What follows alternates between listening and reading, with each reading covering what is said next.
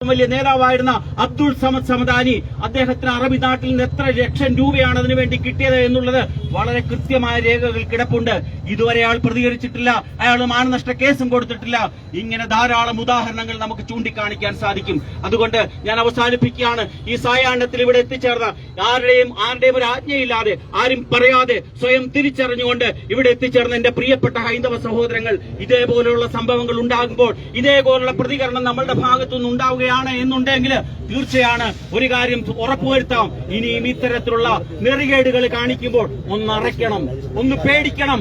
തങ്ങൾക്കും പേടിപ്പിക്കാനുള്ള കഴിവുണ്ടെന്ന് ഹൈന്ദവ സമാജം എന്നാണോ ഈ ജിഹാദി ശക്തികളെ കാട്ടിക്കൊടുക്കുന്നത്, ആ ദിവസം മാത്രമേ നമുക്ക് തല ഉയർത്തിപ്പിടിച്ചുകൊണ്ട് ഈ ഭാരതാംബയുടെ മണ്ണിൽ കഴിയാൻ സാധിക്കുകയുള്ളൂ. നമ്മൾ മനസ്സിലാക്കണം, നമുക്ക് നിൽക്കാൻ, നമുക്ക് സംസാരിക്കാൻ, നമുക്ക് ചന്ദനക്കുറി തൊടാൻ, നമുക്ക് ജയ് ഭാരത് എന്ന് വിളിക്കാൻ ഈ ഭൂമിയിൽ ഈ മണ്ണ് മാത്രമേ ഉള്ളൂ. നമുക്ക് എന്തെങ്കിലും ഒരു പ്രശ്നമുണ്ടായാൽ ഓടിപ്പോകാൻ അഫ്ഗാനിസ്ഥാൻ ഇല്ല, ഇറാൻ ഇല്ല, ഇറാഖ് ഇല്ല, ബംഗ്ലാദേശ് ഇല്ല.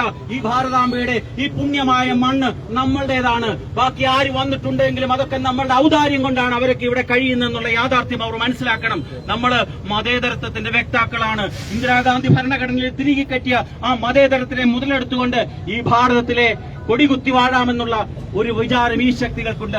1921 തുടങ്ങി, അന്ന് ഊരിവെച്ച വാള് ഞങ്ങൾ കളഞ്ഞിട്ടില്ല, വീണ്ടും എടുക്കുമെന്ന് പ്രഖ്യാപിച്ചു. 1971 മലബാർ ലഹയുടെ 50ാം വാർഷികമായപ്പോഴേക്കും ഈ കൊച്ചു കേരളത്തിലെ ഒരു ഇസ്ലാമിക സംസ്ഥാനമാക്കി മാറ്റാനുള്ള ആസൂത്രിതമായ ശ്രമങ്ങൾ നടത്തി, വിജയിച്ചില്ല. 2047 ആകുമ്പോഴേക്കും ഒരു മാസ്റ്റർ പ്ലാനിന്റെ അടിസ്ഥാനത്തിൽ ഈ ഭാരതത്തിലെ ഒരു ഇസ്ലാമിക രാഷ്ട്രമാക്കാൻ സ്വപ്നം കണ്ടവരൊക്കെ ഇന്ന് കിടപ്പുണ്ട് തിഹാർ ജയിലിലാണെന്ന് മാത്രമേ ഉള്ളൂ.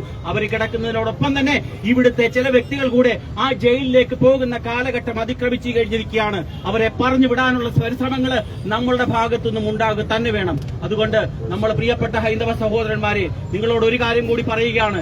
ഇത്തരത്തിലുള്ള വെല്ലുവിളികൾ ഉണ്ടാകുമ്പോൾ ആരുടെയും ആഹ്വാനമില്ലാതെ, ആരും വിളിക്കാതെ ഇത്തരത്തിൽ തെരുവിലിറങ്ങാനും പ്രതിരോധിക്കാനും പ്രതിഷേധിക്കാനും നമ്മൾ ആർജവം കാണിക്കുകയാണ് എങ്കിൽ നമ്മളുടെ ഭാവി കുറച്ചുനാൾ കൂടി ശുഭകരമായിരിക്കുമെന്ന് മാത്രമേ എനിക്ക് പറയാനുള്ളൂ. അതുകൊണ്ട് ഇവിടെ എത്തിച്ചേർന്നിട്ടുള്ള എല്ലാ സനാതന ധർമ്മ വിശ്വാസികളോടും ഒരിക്കൽ കൂടി നന്ദി രേഖപ്പെടുത്തുന്നതിനോടൊപ്പം ഈ പ്രതിഷേധ മാർച്ച് ഒരു വർക്കിംഗ് ഡേ ആയിട്ട് പോലും ഈ സായാഹ്നത്തിൽ ഒരു ദിവസത്തെ നോട്ടീസിന്റെ അടിസ്ഥാനത്തിൽ ഇവിടെ എത്തിച്ചേർന്ന എല്ലാ സനാതന ധർമ്മ വിശ്വാസികളോടും ഈ ചടങ്ങ് ഉദ്ഘാടനം ചെയ്തതായിട്ട് പ്രഖ്യാപിക്കുകയാണ്. ബഹുമാനപ്പെട്ട പോലീസ് ഉദ്യോഗസ്ഥർ ഒരു കാര്യം കൂടെ മനസ്സിലാക്കേണ്ടതുണ്ട്.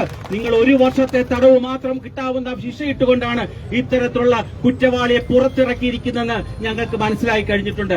ഞങ്ങൾക്ക് അതിനപ്പുറത്തെ പണി ചെയ്യാൻ അറിയാം. ഈ ഇന്ത്യ രാജ്യത്ത് ധാരാളം കോടതികളും പോലീസ് സ്റ്റേഷനുകളുമുണ്ട്. അവിടേക്ക് കൊണ്ടുപോകാനും അവിടെ കേസുകൾ ഫയൽ ചെയ്ത് അവിടുത്തെ ജയിലിലേക്ക് കൊണ്ടുപോകാനും അവിടുത്തെ കോടതികളിൽ നിന്ന് ജാമ്യം എടുപ്പിക്കാനുള്ള കഴിവും പ്രാപ്തിയുമുള്ള ഒരു പ്രസ്ഥാനമാണ് ഇന്ന് ഈ രാജ്യത്ത് നേതൃത്വം കൊടുക്കുന്നത്.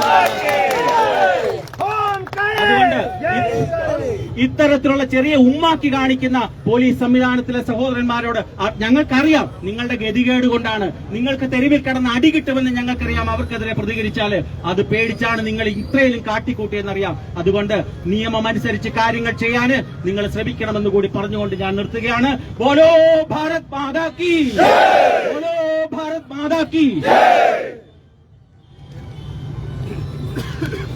സംഘത്തിന്റെ വിഭാഗീയ സമ്പർക്ക പ്രമുഖർ അഡ്വക്കേറ്റ് രാജേഷ് ജിയെ ആദ്യപൂർവ്വം ക്ഷണിച്ചുള്ളൂ.